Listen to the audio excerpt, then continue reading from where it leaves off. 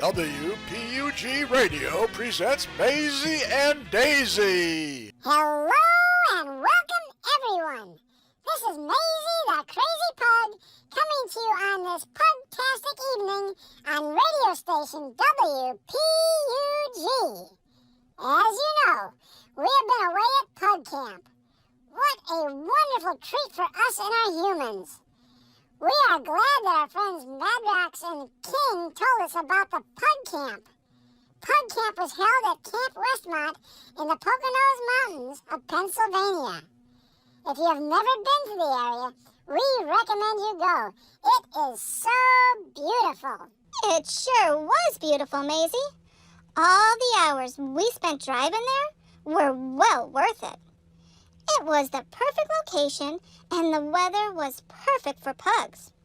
Getting there sure took a long time. You aren't kidding, Daisy. We drove about 887 miles to get there. Thank goodness Daddy broke it up into 3 days. Can you imagine how stiff everyone would have been if we drove straight through? It also helped that we stopped at the Oasis and the rest stops along the way. Some of the stops were really nice, too. I really enjoyed getting out and smelling the different areas. There really were a lot of good smells. Do you remember checking our pee mail? I sure do. All the previous dogs that stopped there left messages for us. I left a few messages for any fur pal who comes behind us. We stayed in some nice motels, too. And one not so nice. Since not all hotels and motels are pet-friendly, we looked on bringfido.com to see which ones were. We also looked up on Expedia and checked the box for pet-friendly. Unfortunately, the websites only stated that 2+ dogs were allowed. Since we weren't sure if they would allow all 4 of us in a room, we had to call the motels directly. Most only allowed 2 to a room. We did find a motel in Toledo that would allow all of us in one room with 2 beds, so our 3 humans could be in the room with us. Lucky for us, pets stayed free. Mommy didn't care for us being on the 2nd floor. I didn't mind it since there was an elevator for us to ride in. Elevators are fun. They also had a nice trolley for Daddy to bring the luggage up. It didn't bother me either, being on the 2nd floor. They had a nice area for us to take care of business, too. After waking up in the morning, we ate and hit the road again. Mommy repacked the car, trying to see if she could get our things to fit better. Daddy complained about seeing out the back window.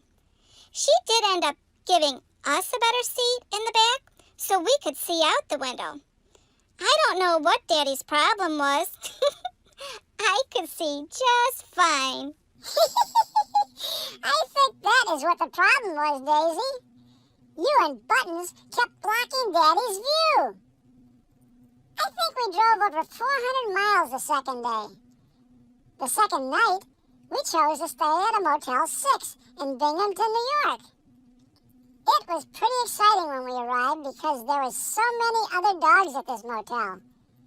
Evidently, there was a dog show in the area. We saw dogs of all sizes, shapes, and colors. People even asked if we were in the show. Mommy said proudly, "No, we are on our way to Pug Camp." The good thing about driving so much the first 2 days is we were only 1 hour away from camp and could take our time in the morning. It is rough getting up early and being on the road all day just to turn around and start all over the next day. I did enjoy taking my time waking up, eating, and going potty. Mommy was not happy with this motel since we were on the 2nd floor and there was no elevator, and they had to carry all the luggage up to the 2nd floor. Plus, they wouldn't allow all 4 of us in one room. They had to get 2 rooms across the hall from each other. We were supposed to have 2 dogs to a room. That didn't last long. We all wanted to be together, sleeping like always. Buttons and I cried until Sissy called Daddy to open the door so we could be with you and Susie. I hope the people at Motel 6 aren't listening to our show today. Oops! I was so excited getting in the car and heading to Pug Camp. Mommy tried to repack the car again. I don't know if it made a difference or not.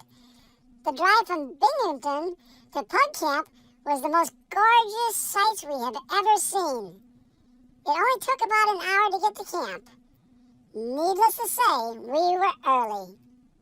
We parked, and shortly after another car came and parked too. That is when we made our first new friend.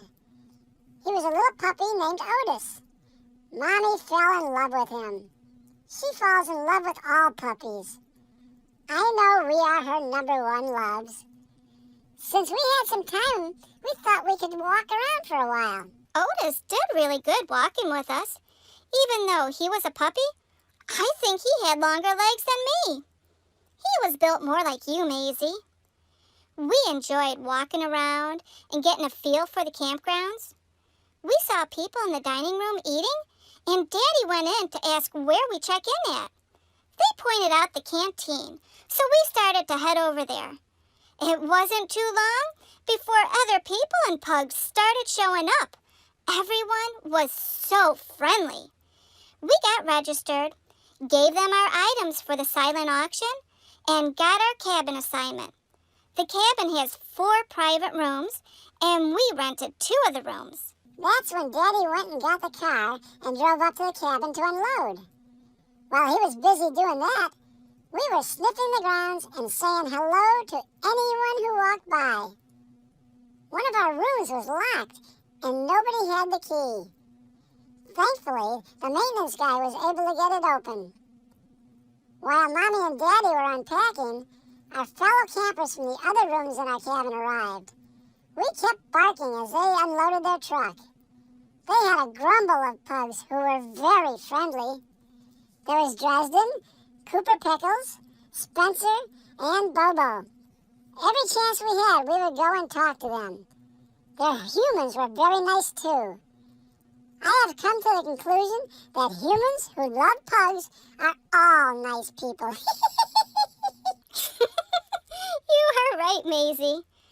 I think that humans who love animals in general are nice people. When you get a bunch of nice people together, our world is happier. Our world at Pug Camp was as happy as a pug can be. No matter who we walked up to, we would get petted. If we needed anything, like a drink of water, the humans and their pugs would share. If one of the pugs pooped, the human closest to them would pick it up, whether it was their pug or not. I really felt a sense of community there. It was wonderful. Our first activity was dinner. Oh my, was there a bunch of pugs. I think the majority of the people there had grumbles. The food smelled so yummy. Not only did it smell good, but it tasted good. Daddy thought it might have tasted like camp food, if you know what I mean. He was pleasantly surprised at how good it was. They had picnic tables outside for us to eat at. For some reason, probably due to health codes, us pugs couldn't eat in the dining hall. That was fine with us because we enjoyed being outside. After dinner, we had a meet and mingle at the canteen. Here I thought we were meeting and mingling at dinner. We were meeting and mingling everywhere and every minute we were at Pug Camp, Maisy. That was one of the best parts of Pug Camp. All the meeting and mingling we did. Of course, Mommy being the mommy she is, she forgot most of the names of the humans she was talking to. She is good with faces, but bad with names. Us pugs don't remember names either, but we do remember smells.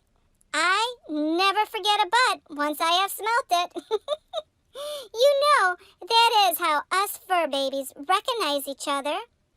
Humans might think that it's crazy, but that's how it is done. After the meet and mingle, we went to the movies. They had a showing of Patrick. It's about a young woman whose life is a bit of a mess. The last thing she needs is someone else to look after, let alone someone who dribbles, snores, and eats from the trash. Yet, like it or not, her grandmother has bequeathed her a very spoiled dog, Patrick, her pug. If you've never seen it, you must. We paid $5 per person to attend, and all the money that came from this activity went to the Pug Rescue that sponsored the movie. They had popcorn for us to eat and a raffle on a few items that the humans wanted. We didn't win at the raffles, but we sure won at having fun. Once Patrick was on the screen, the theater went crazy with us pugs barking and the humans laughing. It was hysterical. Our one friend, Bubble, kept walking in front of the projector, and you could see his perfect pug shadow on the screen. That was so funny. Every time he did it, the humans would start laughing. When the humans laughed, I started barking. It was great. I think the majority of the humans there saw the movie, so they didn't mind all the barking. It was Pug Camp after all. Then we went back to our cabin to relax and get a good night's sleep. After traveling and having such a fantastic day, we were ready for a good night's sleep. Saturday morning, they had early morning dogga available for $5 for all the humans who wanted to do yoga with their fur babies. The money raised here went to another rescue. We slept in a bit and missed it. We did make it to breakfast, though. Another great tasting meal. After eating, we went to the gymnasium to see all the items for the silent auction. There were so many fantastic items. A lot of them we already own. The different pug rescues also had tables set up with items for sale. We bought necklaces, leashes, and purses. A girl can never have too many. Mommy does love her pug purses. Even though I am more of a sporty girl, I do like our necklaces and leashes. After shopping, we went back to our cabin and Daddy played fetch with me. Mommy came and told him it was time for the Pug Olympics. We headed over to the field. There were so many pugs running around making friends. I asked Daddy if I could go off leash. He let me. I kept walking around making friends, and then I would run back to Daddy so he knew I was being a good girl. There were different contests to sign up for. Fastest pug, curliest tail, best kisser, longest tongue, etc. We chose to sign me up for the fastest pug and the curliest tail and Daisy for the curliest tail.